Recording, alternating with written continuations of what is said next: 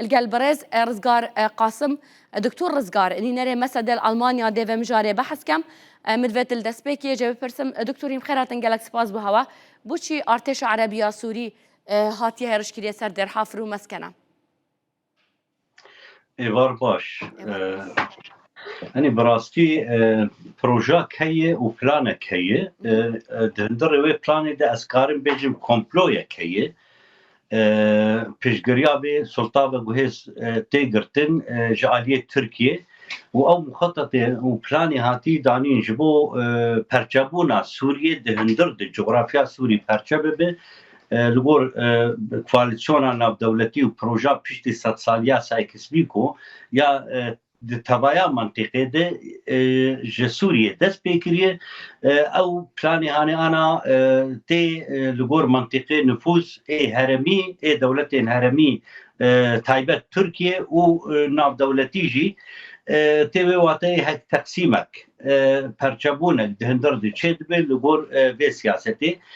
منطقه و آنی زمان يعني مثلا در حافر و نقطة استراتيجية جبو تركيا وشخص سلطان بجهز وارتيشا عربي آسوري بس من نفسك نفسان مقالك نفسان نا نونرتيا نتوا سوريا ناكي بوي وقت جيش ارتيشك انكشاري دما سلطنة عثمانية داگر كرهبو هك قال لك خلك بياني بيك اني بو وخدمتها عنصر ترك بك يرو عيني او جيش سوري جي ببيرنجيه داعش تبليه تنظيم داعش تبليه ترور سنة راديكال قش لهف جبيانه يقولوا افغان وغير وان اوزبك قش لهف جبيانه ارمانج براستي بكرتي وزلالي ازبيجم ارمانجا وان ایریشا يعني ارمانجا به سیاست هبونا قال كرد لروج اباي كردستاني يعني ما بس تقوى يعني بتنقل در حفرنا راوستن ديشن حتى كيف الجور بيش بينياتا نخير جبرج قرهون بالا وقبدني ج ريكفتنا دهي افداردنا برابر جنرال مظلوم عبدي وشرع ده جوي شاقي حتى بكيجي او قفن قفن لدج قالي كرد دخون حتى انا نسكنينه ج او كسن جروبين عسكري خدي قرابي بناف ارتش عربي سوري وچه سياستا سلطان بجهز شيباني وزير الدربه اشكره وبدلالي زلامي تركاي وافصل تجيشي قريداي تركاي باشا يعني وكدير حافر بناريناتا هيج جرينجيا كاستراتيجية أمنية مثلا بيشة سازية اقتصادي يا جيولوجي يا جغرافي نينا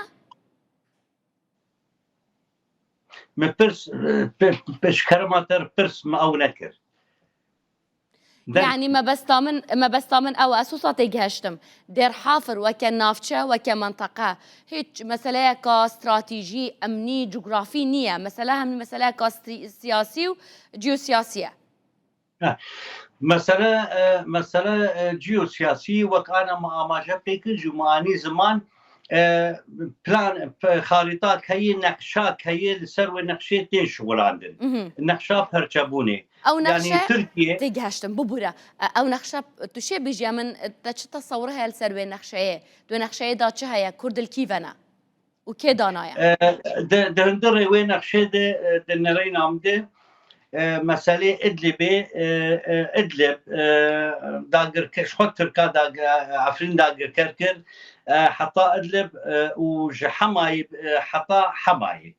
الون وحتى بقى شامي او خط هاني وحلبي تبي حلبي وحمص وحتى بقى شامي او خط ودس سلطه جولاني دي بمينه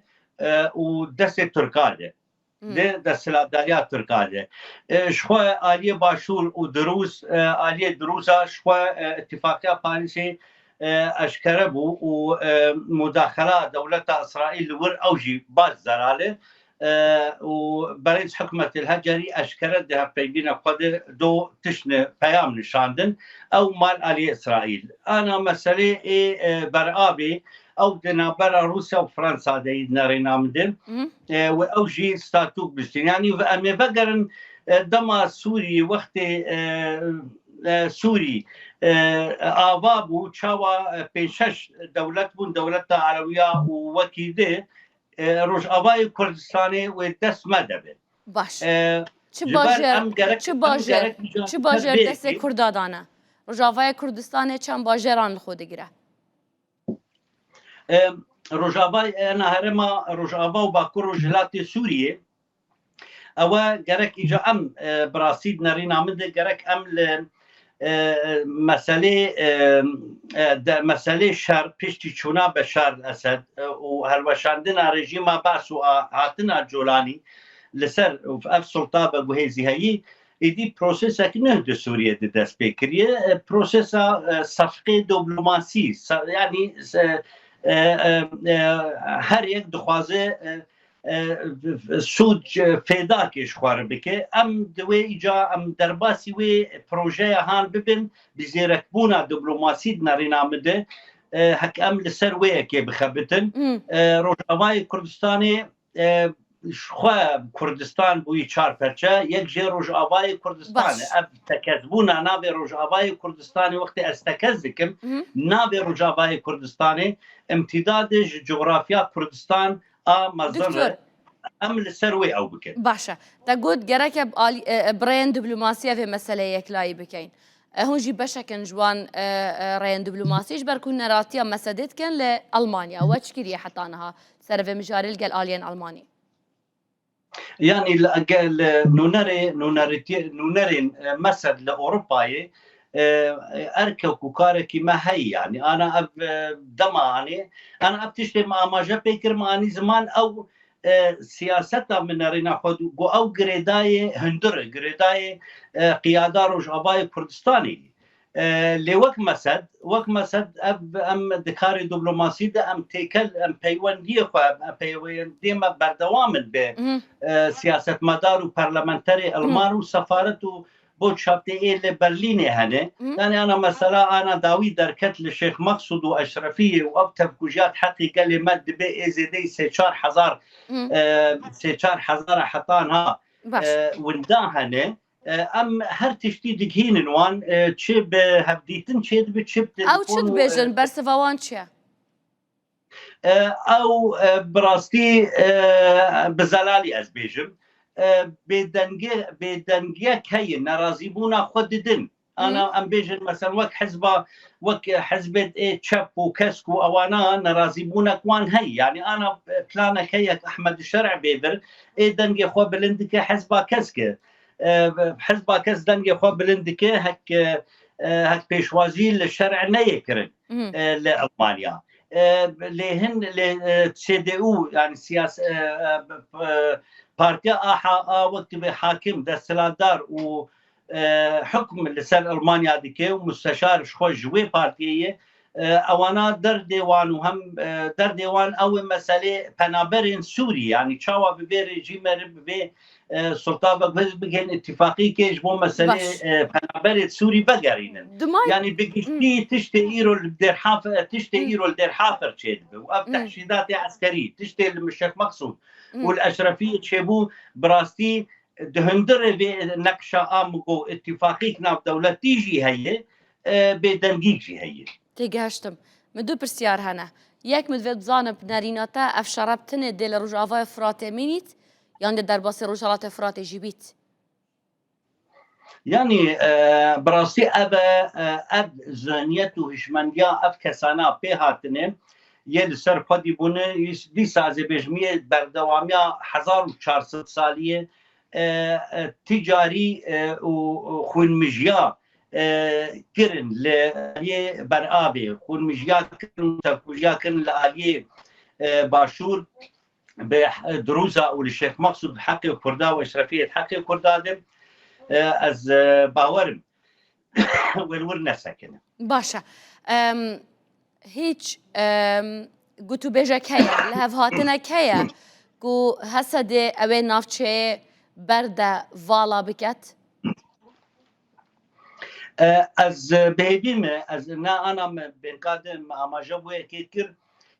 پروژاک نابدولتی هی ایراداک نابدولتی هی دهندر و ایراده و پروژه نابدولتی دم ام قاربن و خلک ده ام لیسکوان بن و ام قاربن رولا که بلیزن جبو پاراستنا وان دستکفتیه اید دست مده هر تش وقت منابه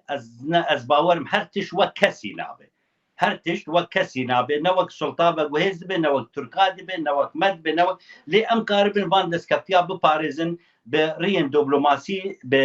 دانوستاندنا دریا کوالسیۆن و گەرانتۆرا ناودەوڵەتی گەشتم دکتۆر ڕزگار پچێک ئەس حەزکەم پچێک پڕۆنی باغڤین یعنی ناوچەیەکە عەرەبیە یان کوردی عەرەبیە تێکەلە یان چاوایە هەسە دێ ئەوێ ناوچەیە بجێهێلیت بلێ تێگەشتن و لە هەڤهاتن نا از انا مگو يعني وەک نەرین ئاماژە بۆیە کێکر ئەس بهێویمێ وەک سیاست وەک دیبلۆماسیەت هەسە دوورێ بە بەریا خۆسەر دکاربش بۆ پاراستنا وان دەستکەفیا لە دریا گەرانتۆری ناودەوڵەتی ئەمریکا فەرەنسا بریتانیا کیت بە بەرا ببێ ینی گەرانتۆر هەبن و قاربێ وان دەستکەفتیە ئێ لە باکوور و ژێلاتێ سووری بپارێزێ مقابل تشتن دل گور نام نلدش بين نقشي يعني امن ارادات دول اجماع قرتر هي يعني هي بيجن نبيجن هي يعني دكتور سپاس بوتا بو رازگویاتا دوی نریناتا دا بو چوناتا دا افبتنه یا هوایا وکا دكتور رزگار و سیاستوان الالمانيا یان جی نرینا مسده جی که مجلس هو هزرت کت اف نرين اسكارم بهم امنه اسكارم بي ما يو تبقران وجنو هن قال لك يعني مسجي حطا واتي كبيره يتفكر قال لك سباس دكتور رزقار قاسم نري مسد الالمانيا سباس بوتا سباس بو شروع وزان ياري انت دس خوش دور سباس بوش